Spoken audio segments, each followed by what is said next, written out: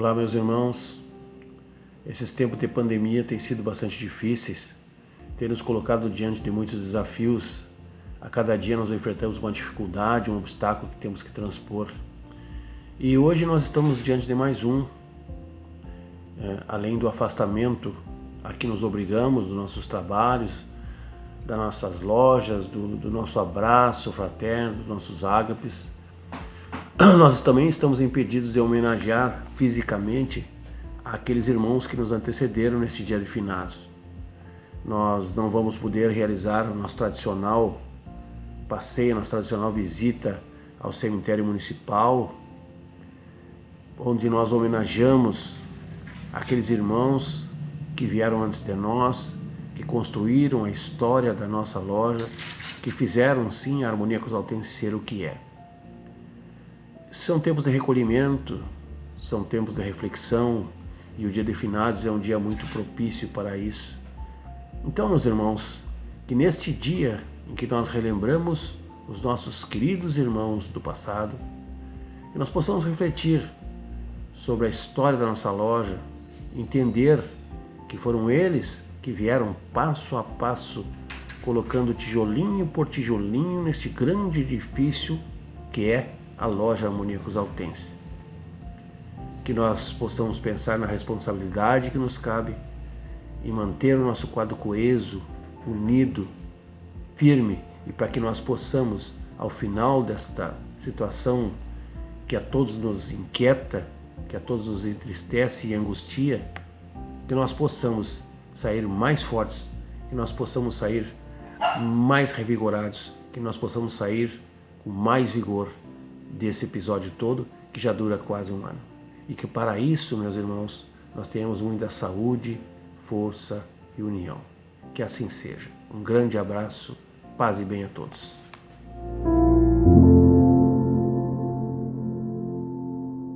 Como tradicionalmente a gente faz todos os dias de finados, dessa vez, no ano de 2020, será um pouco diferente o acompanhamento ao cemitério municipal junto com os irmãos, para que possamos conversar sobre os personagens mais antigos, mais marcantes e que foram os fundamentais para plantar a semente da maçonaria em Cruz Alta. Dessa forma, esse ano, por ser um ano muito atípico, devido a essa pandemia que estamos vivendo, estamos então organizando essa visita de forma virtual e dividimos em setores que faremos então a visita ao cemitério.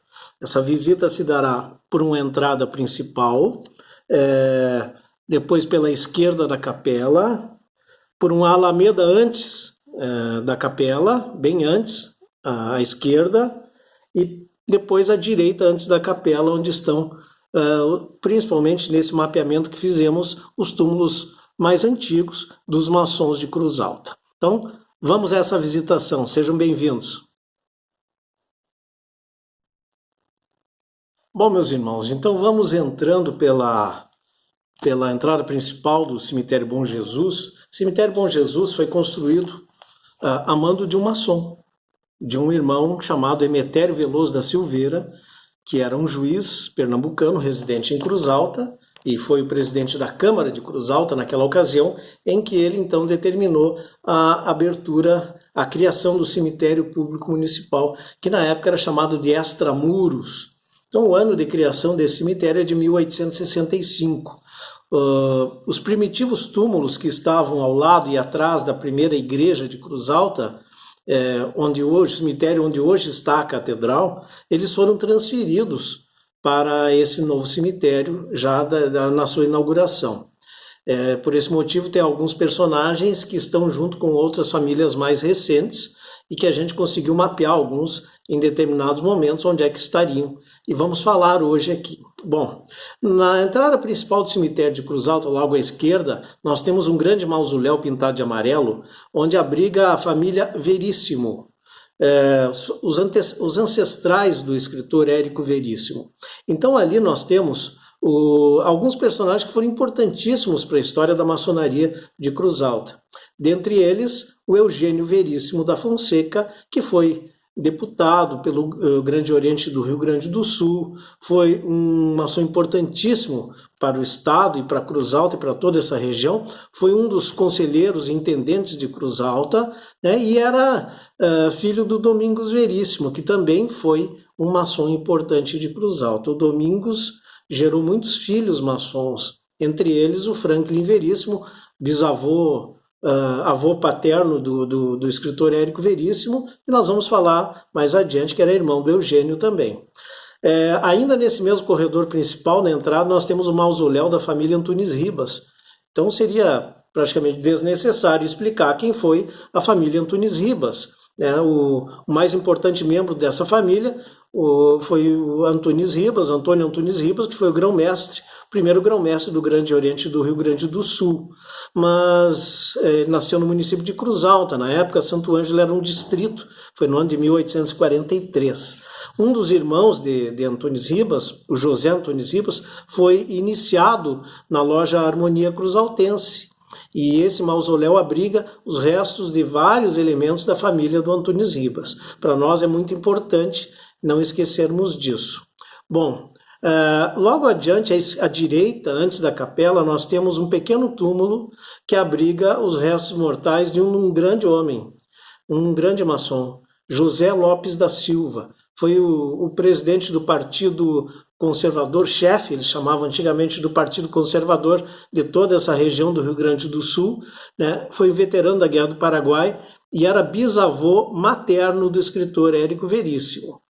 Bom, dando seguimento, nós temos, antes da porta da capela, um pouquinho à esquerda, em diagonal com a entrada da capela, um túmulo que marca, através de uma lápide, o nome de um dos grandes personagens da história cruzaltense, o famoso Melo Manso, Antônio de Melo e Albuquerque. Junto com esse túmulo, certamente estão outros personagens importantes da história, como o próprio pai do Melo Manso, que foi o primeiro maçom a articular a criação de um gabinete de leitura chamado O Archote, na época da Guerra dos Farrapos, quando ainda não existia loja. Foi uma espécie de precursor de um triângulo que esse personagem criou. E nesse mesmo mausoléu, nesse mesmo túmulo, está enterrado também o Vidal José do Pilar e um outro maçom importante, Lauro Pilar. Então, esse é o primeiro setor que nós estamos oferecendo para vocês nessa visitação.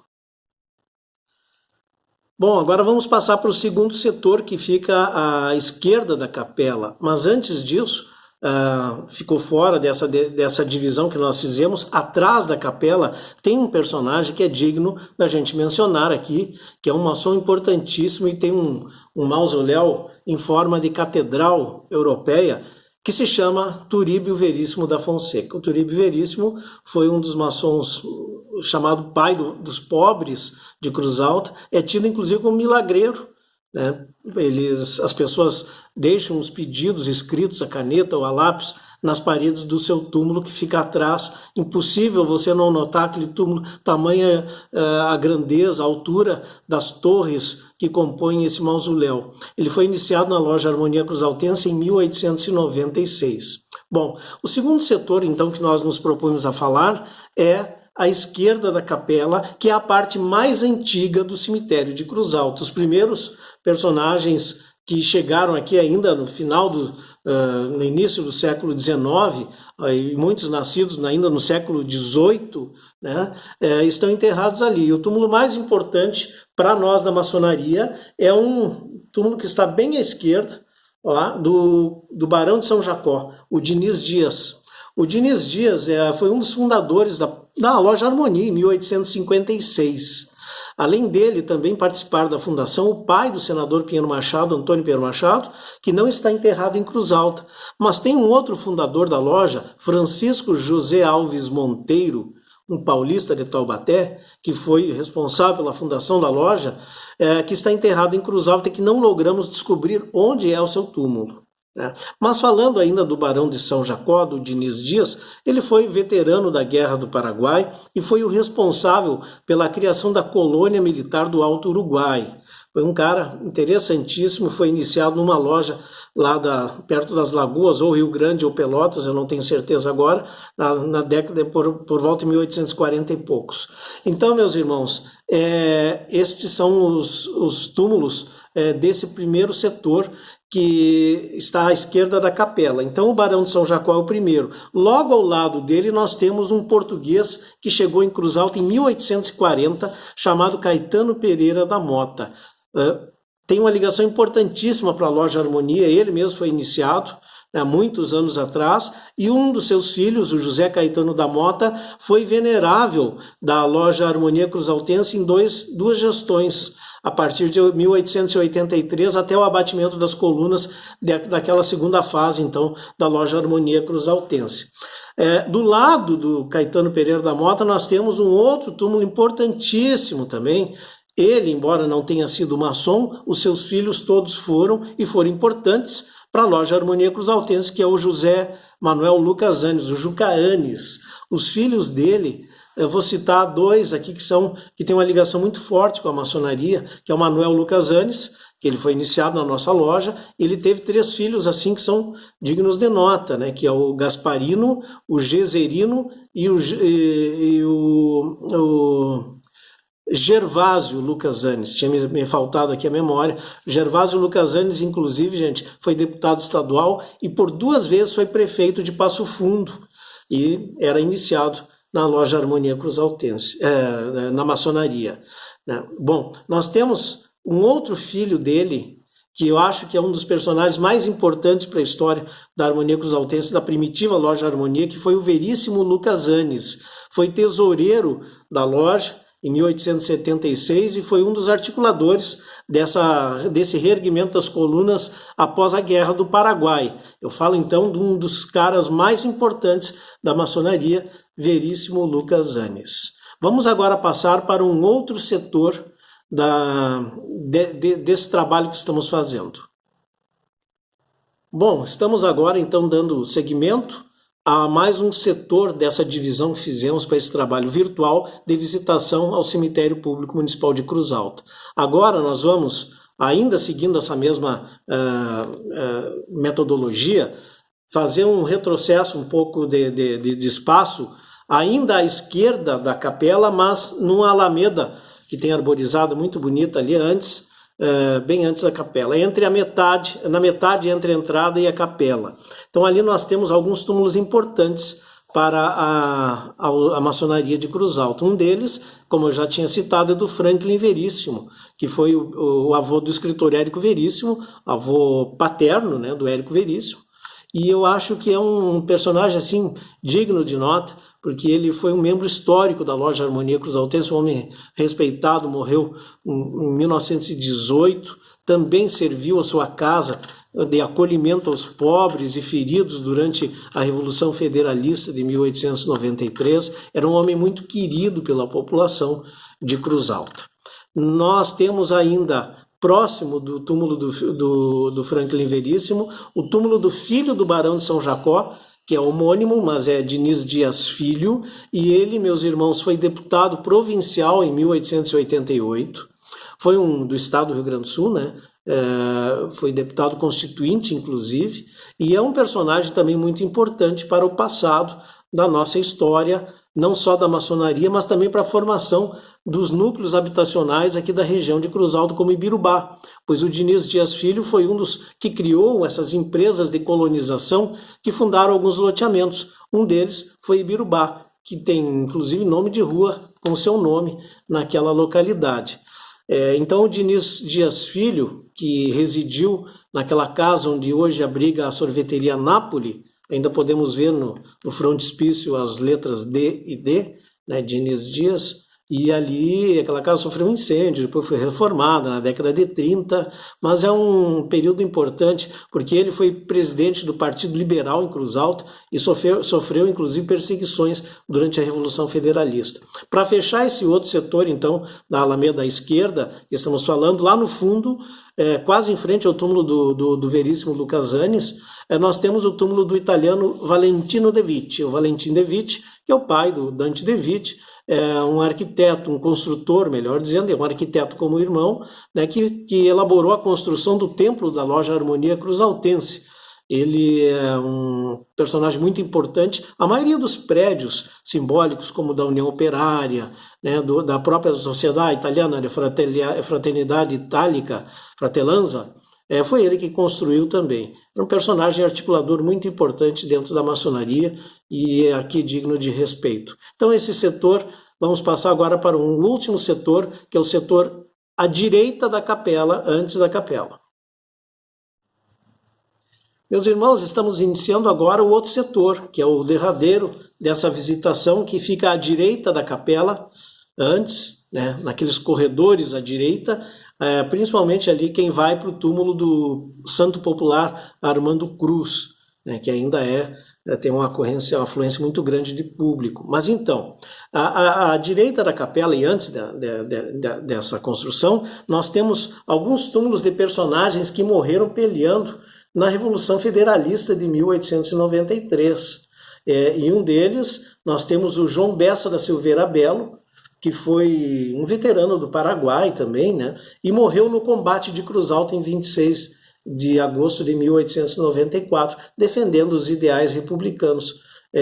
Ele teve vários elementos da família, a família Silveira, que morreram defendendo os ideais da República. Nós temos, então, o túmulo do Procópio Gomes, que é um nome de rua, é um personagem muito querido da população. Procópio Gomes de Moraes, filho do Maneco Biriva, Manuel Gomes de Moraes. Ele foi um veterano também da Guerra do Paraguai e ele morreu na Revolução Federalista de 1893, numa peleia, numa emboscada lá perto de Passo Fundo, quando os maragatos cercaram as tropas de Cruz Alta e aprisionaram o Procópio Gomes. Nessa ocasião morreu, inclusive, um personagem importante também, que o João Davi de Moura Ramos, coronel, né? E aí Davi de Moura Ramos, coronel, e nós temos então aqui esse personagem, Procópio Gomes, que foi emboscado, aprisionado pelos maragatos, e quando ia ser degolado tem aquela famosa frase dele, que ele disse assim: esperem, bandido nenhum vai botar a mão no meu cavanhaque. E ele mesmo ergueu o pescoço para que a faca do seu algoz o matasse.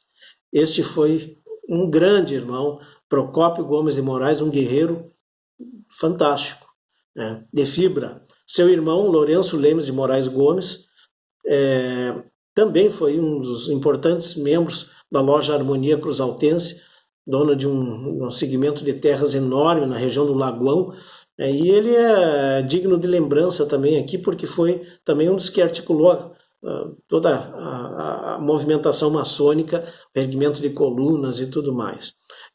Nós temos logo, mais adiante, em direção ao cemitério judaico, nós temos o mausoléu do Lúcio Anis Dias, que foi uma importante liderança republicana na cidade de Cruz Alta. O Lúcio Anis Dias, ele foi pai, né, do médico Heitor Anis Dias. Aquele casarão aqui na esquina do Calçadão, onde hoje tem o Café de Minas, foi a sua residência.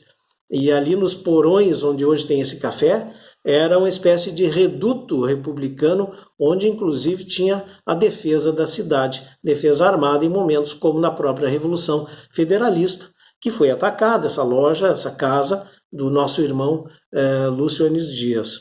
Então nós temos ali um personagem importante que viveu nesse lugar, viveu na nossa cidade, mas mais importante também, porque o Lúcio Anis Dias foi um dos articuladores mais, digamos assim, importantes no sentido da construção do templo da Loja Harmonia Cruzaltense, com a venda dos bônus para a construção do templo, ele que foi um dos articuladores importantes, e aqui digno de palmas. Então o seu túmulo tem uma característica importante, tem uma simbologia templária, que é a cruz templária circular num vitral, e para quem quer ver está lá no cemitério municipal de Cruz Alta.